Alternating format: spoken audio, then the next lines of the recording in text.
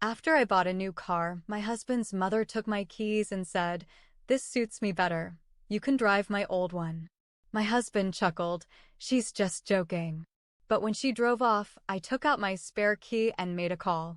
The next time she tried to start the car, she learned a very expensive lesson. I never thought buying a new car would lead to such a mess. Living just outside Chicago, my husband, Mark, and I had been saving for years. Finally, I got myself a sleek, midnight blue sedan. It felt like a reward for all our hard work. The day I brought it home, I was over the moon. Mark seemed happy for me, sharing in my excitement. But his mother, Barbara, had a different reaction. She's always been the type to insert herself into our lives, but I never expected what came next. Barbara came over for dinner that evening. The moment she saw the new car in the driveway, her eyes lit up with a mix of envy and desire. Throughout dinner, she couldn't stop commenting on how the car's color suited her, how it matched her style, and how she'd been thinking of getting a new car herself. I smiled politely, not thinking much of it at the time. After dinner, as I was clearing the table, Barbara picked up my car keys from the counter. She dangled them in front of me with a sly smile and said, "This suits me better. You can drive my old one." I was taken aback, unsure if she was joking. Before I could respond, Mark chuckled nervously and said, "She's just joking." But Barbara's expression didn't change. She walked out the front door, got into my car, and drove off. I stood there in shock. Mark tried to reassure me, saying she'd bring it back soon, but I wasn't convinced. I had a sinking feeling this was more than just a misunderstanding. Thankfully, I had anticipated something like this might happen, given Barbara's history of overstepping boundaries. I had a spare key hidden away. I retrieved it and immediately called the police to report the unauthorized use of my vehicle. They advised me to wait and see if she returned it before taking further action. The next morning, Barbara called Mark, feigning ignorance. She claimed she had taken the car for a spin and decided to keep it for a few days to see if she liked it. I was livid. I decided it was time to teach her a lesson. Using the car's GPS tracking system, I located it parked outside Barbara's house. I drove Mark's car to her place, used my spare key to unlock my car, and drove it back home. I then parked it in our garage and locked it securely. When Barbara realized the car was gone, she called Mark in a fury, accusing me of stealing her car. Mark tried to mediate, but I stood firm.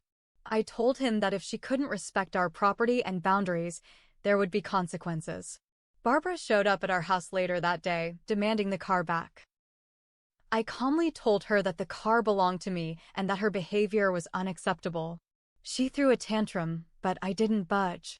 I warned her that if she ever tried something like this again, I wouldn't hesitate to involve the authorities. This incident caused a significant rift in our family dynamics. Mark was caught in the middle, but he eventually understood my perspective and supported me. Barbara, on the other hand, remained resentful, but she never attempted to take my car or anything else again. This experience taught me the importance of setting clear boundaries and standing up for myself, even when it's uncomfortable. Family ties are important, but respect and trust are paramount. She didn't take it well. After storming out of our house red in the face, Barbara didn't speak to me for a week. I thought that might have been the end of it. Maybe I'd finally scared her off. But then came the retaliation. It started small, annoying, petty. The first thing she did was call Mark every day. Morning, lunch break, and right before bed. "Just checking in," she'd say, but the conversations always twisted back to the car. She overreacted. She humiliated me. "You're letting her disrespect your own mother." She was trying to get into his head.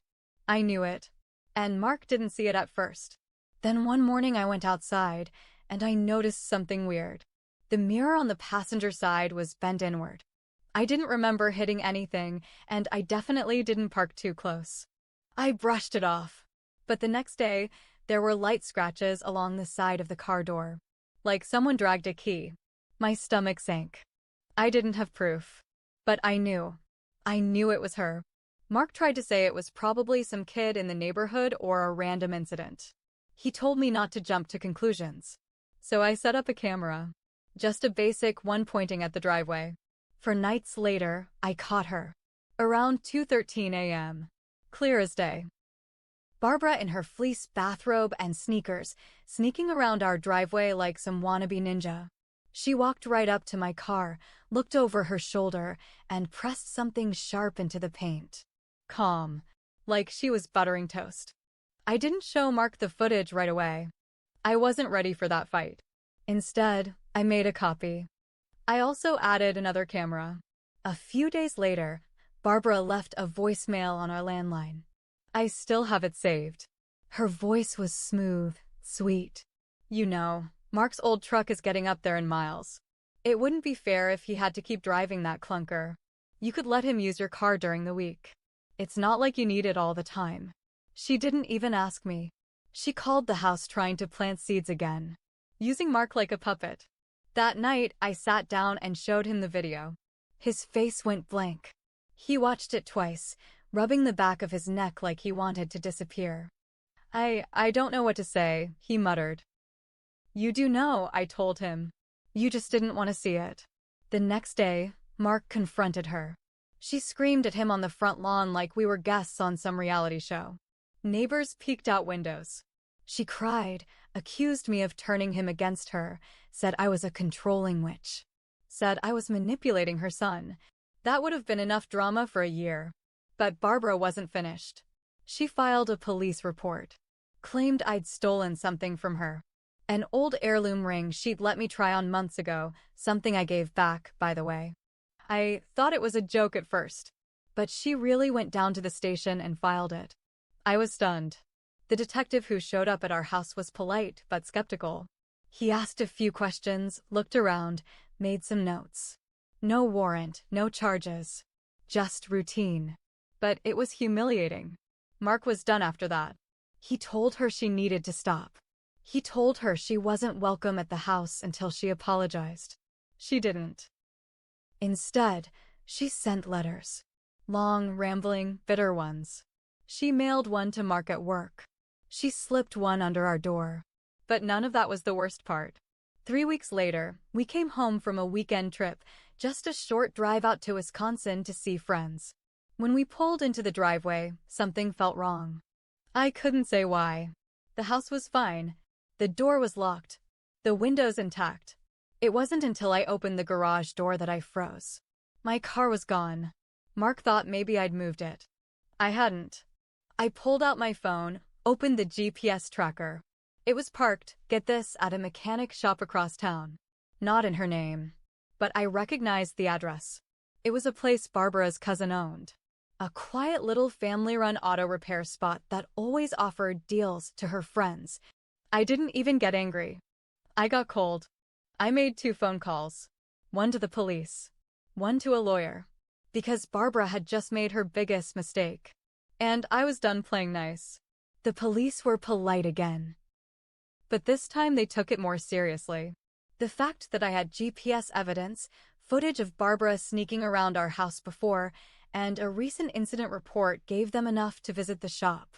Mark's cousin tried to brush it off, said it was a favor, that Barbara had mentioned the car was hers and needed some cosmetic work. But there was no work order, no signature, and the security footage from his garage showed Barbara being dropped off in an Uber and using my spare key.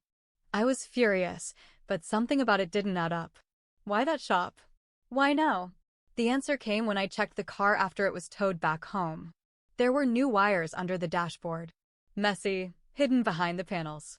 My stomach dropped. I took it to a different mechanic, one I trusted. He looked it over and confirmed what I feared.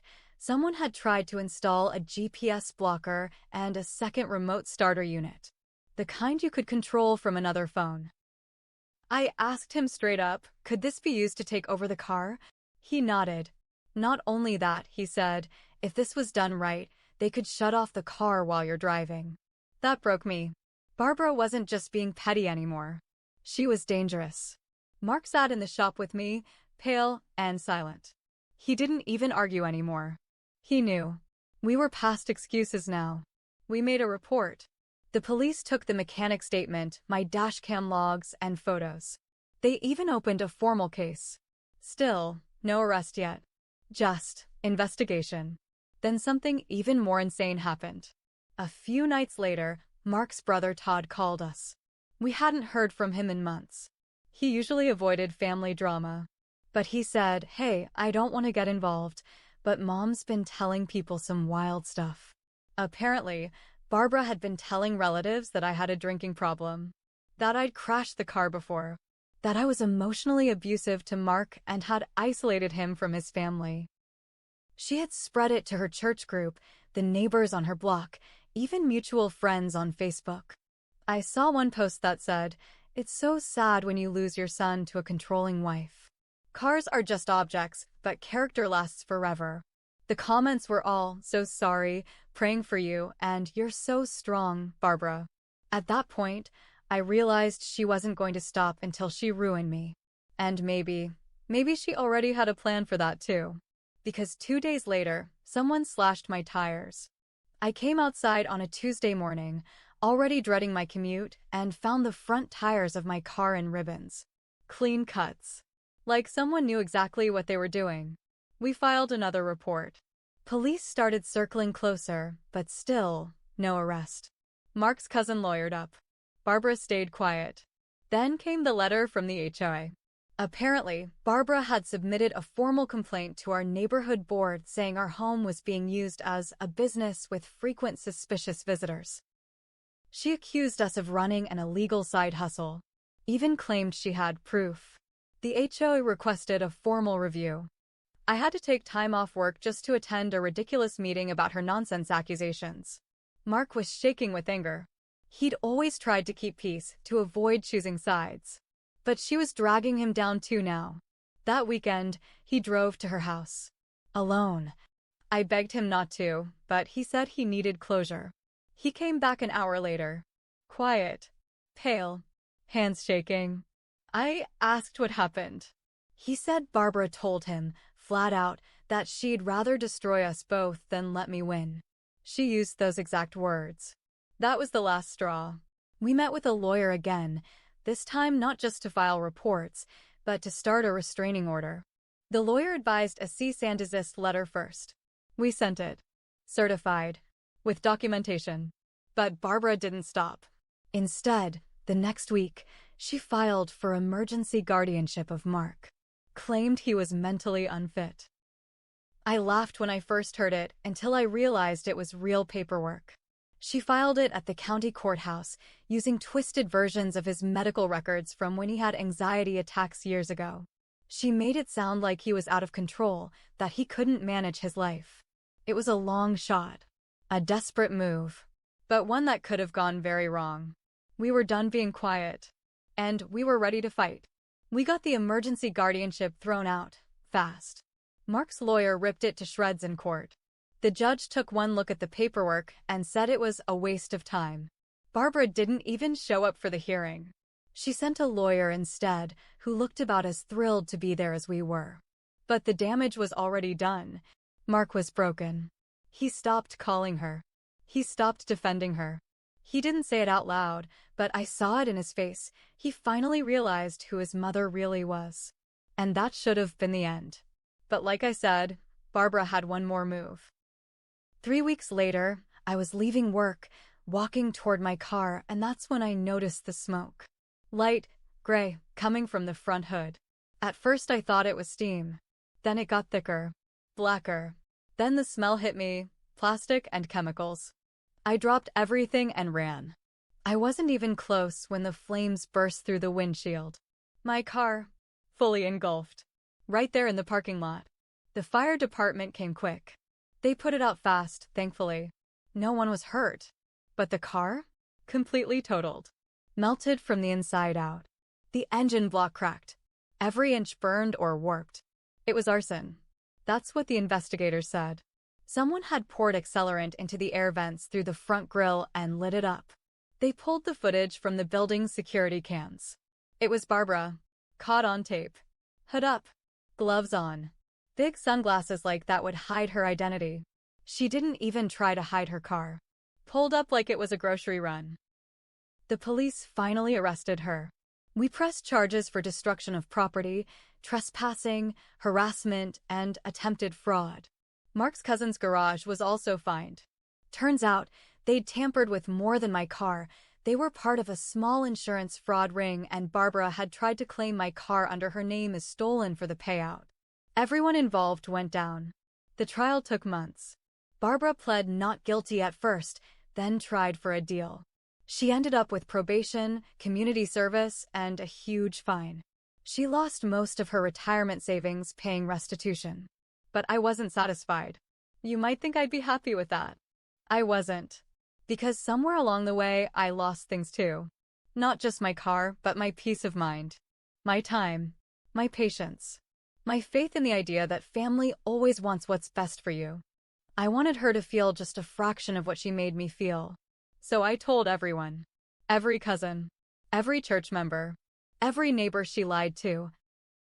I sent copies of the court records. I uploaded clips of the driveway footage and the arson tape to a private YouTube link and shared it with anyone who ever questioned me. I sent an open letter to her HOA explaining why she was no longer welcome at block events. She went from poor sweet Barbara to what the hell is wrong with her? She had to move. Quietly. Out of state. Nobody threw her a goodbye party. But here's the part that still haunts me. Mark and I, we didn't make it. We tried. We really did. But after the fire, after the court, after all the stress, I couldn't look at him without seeing everything that had happened. And I think he couldn't look at me without feeling shame. Guilt. Like maybe on some level, it was his fault too. We drifted.